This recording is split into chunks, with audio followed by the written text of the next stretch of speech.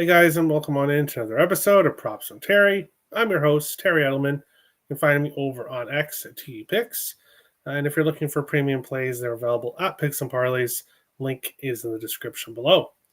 Not a good day yesterday. Sunday football was not good to me in general. So hoping to have a much better night in NFL tonight, a brand new week, and didn't touch any baseball yesterday. But I've definitely touched baseball today, and we will get into that shortly. We'll recap the last show, which was for Saturday. Riley Green over 1.5 bases, minus 105. Lost. I don't believe he got a hit, so it was not a great game from him. Michael Hellman, a rare game. He got a hit, but was not able to get a second HRR, so that lost. But Mr. Jackson Clutch Churio did clutch things again, first on Friday night, and then once again on Saturday night. Both times, pretty much similar situations. He wouldn't have came up, but Milwaukee got guys on base, which was able to bring him up in the ninth inning, and then he got a hit. So he'd already had a hit earlier on in both games. Came up in that ninth inning because the Brewers got guys on base, and then cashed for us on Friday night and Saturday night. So really easy way to become one of my favorite players is to do things like that. So thank you, Mr. Churio. I appreciate it. I'll jump into the chat. I'm totally not here. Are you not here? Good afternoon, Terry. Hi, Timothy. How's it going? Let's go, Terry. Hey, Book. How's it going? But we are going to jump into the first game I'm going to be talking about. More plays than I would like, to be honest, on today's slate. Before we even get to that, we'll jump here. Before we even get to the first game, two leans that I was looking at but decided not to pull the trigger just because of how many plays I have today. So both of these are probably going to cash. But Moises Ballesteros, the young Chicago Cubs catcher. He's got multiple bases in 5 games in a row. He's been playing very well as well. Multiple HRRs in 5 games in a row. Was looking at him. Braxton Ashcraft has pitched pretty decent recently. So ultimately decided to stay off there. And then on the other side for Pittsburgh, Jared Trolio.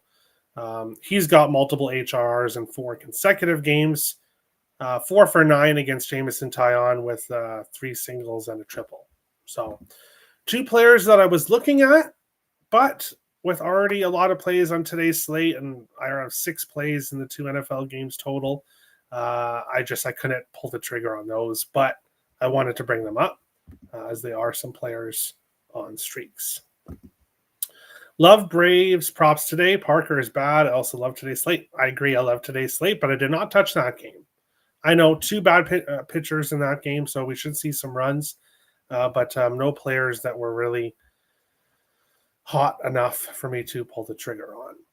But first game we're going to be talking about is the Toronto Blue Jays and the Tampa Bay Rays here in this one. The Blue Jays coming off a pretty productive weekend, sweeping the Baltimore Orioles, and then gaining a couple games on Detroit for number 1 in the American League. And then yesterday they announced that they are calling up their number 1 prospect in Trey Yesavage. And to be honest, before he got drafted, or even after he got drafted, I didn't really know too much about Trey. But the moment he was drafted, I got Twitter messages in my inbox from the Earl brothers, Tim and Nick. Make sure to go give them a follow on Earl Sports Bets on YouTube. Both telling me how great this guy is, and you really got a good one. And we're really pumped up and excited that he got drafted. And he's pitched very well in the minors, moving up for 4 different teams, now getting called up to the big leagues. 5-1 with a 3.12 ERA, 25 games played, 98 games pitched, 160 strikeouts. So he's been a strikeout machine for the Toronto Blue Jays minor league teams. Now coming up to get his first start against the Rays. And I was a bit surprised, I'll be honest. Not because he's been playing bad, obviously he hasn't, but the Jays had a 6-man rotation, and then they had to move Eric Lauer to the bullpen. And now they're bringing up another guy who's starting this game. What happens going forward is up in the air. But the Jays he kind of forced their hand with how he's been playing, and they believe he gives them a very good chance to win. So they're going to start him in this game against a Tampa Bay Rays team that are 5-1 against the Jays this year. However, all 6 games were at the beginning of the season.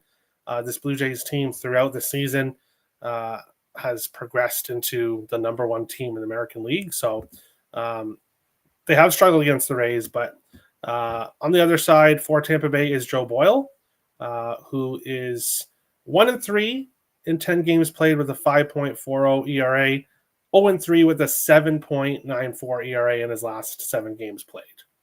Last game out, 4 innings, 9 hits, 5 earned runs to St. Louis, 3 walks. Before that, 2 innings against San Francisco, 4 hits, 4 earned runs, 2 walks. And then before that to Seattle, 3.1 innings pitched, 4 hits, 6 earned runs, and 5 walks. So Joe Boyle is getting hit, and he's walking a ton of guys. So give me Ernie Clement over 1.5 hit-run RBIs. I love that I don't have to take the total bases here, especially with all the walks that Boyle's been doing. Plus money for Clement over 1.5 hit-run RBIs. He has at least 2 HRRs in 8 of his last 9 games. He's been incredibly consistent. Of course, I did bet him on that game. He didn't get his HRRs, but he's been incredibly consistent other than that one bad game, which everyone's allowed to have. Hasn't faced Boyle before, but as I said, Boyle's struggling. Really struggling recently. Another prop that I was looking at this game that I did not pull the trigger on is Dalton Varsho. 4 consecutive games with multiple HRRs for him. 3 of those 4 games he had 4 HRRs and no home runs. So he's getting obviously hits with guys on base. Plus 100 for him. Again, trying to be a little bit selective with how many plays I like on today's slate, so did not get to Dalton Varsho, but I'm backing the rookie. Give me Trey Savage, 6+ strikeouts, which is plus 151 at DraftKings. Great money on that. I know 6 strikeouts, a lot to get, especially in your major league debut, but Tampa Bay, they are the 10th team that strikes out the most, 8.54 strikeouts on the year, struck out 13 times in their last game. Now they're facing this young rookie who they really don't know too much about. I think he has a great game. So instead of taking the Jays money line or Jays first 5, I wouldn't want to take Jays first 5 just because they tend to be a team that hits slower in the early parts of the game. But then if you watch, they usually come out firing in the 6th, 7th, 8th innings and have offensive explosions. So don't really want to take the first 5. I don't really want to bet Jays money line in general, just because they have really struggled against the Rays. So I'll go with Trey Savage, 6+ strikeouts, plus 151 at DraftKings. Lots of value on that one.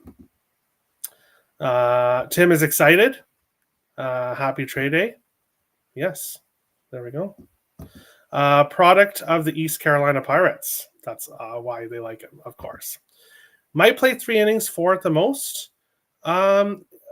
John Schneider says he's not on any kind of limit. He's not on any kind of limit at all. So I think it depends, obviously, how he plays. If he's doing well, I think they give him 5 innings, 6 innings. It depends on obviously how it goes. 6 innings with 10 strikeouts. Sounds good to me. Boyle sucks. Toronto team total over, Springer single. I was looking at Springer. He's been doing really good as well. HRR is minus 140. So I couldn't get there. Couldn't get to that. Can we go 2-0? I think so. 12K at most, LOL. He don't pitch past the fourth. Okay. We'll see. Let's go, Terry. Thanks, Tim. And another Tim. Good afternoon, everyone here. Hello, Tim. Nice to see you.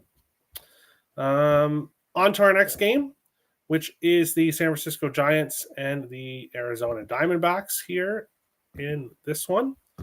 And on the mound for the Giants is, bear with me for a second, K-Wei Ting, who is 2-4 with a 7.59 ERA in 5 starts, 6 games played this season. Last game out, 4 innings, 3 hits, 4 earned runs, and 5 walks.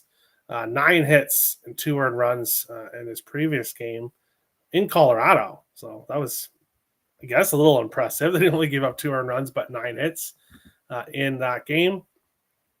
And for the Arizona Diamondbacks is Zach Gallen, who overall 11-14 with a 4.84 ERA, was pitching much better recently with some scoreless starts, but faced this Giants team in his last game, 6.2 innings, 5 hits, 5 earned runs, and 3 walks.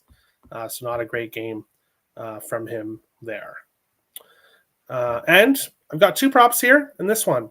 First, Patrick Bailey over 1.5 hit run RBIs plus 122. Here in this one, just great value with Bailey here. He has multiple HRRs in 5 of his last 6 games and 8 of his last 11. So hitting the ball very well right now. And he's had success against Gallen. 4 for 11 with a double and 2 home runs against him. So hitting the ball well right now. He's had success against the pitcher.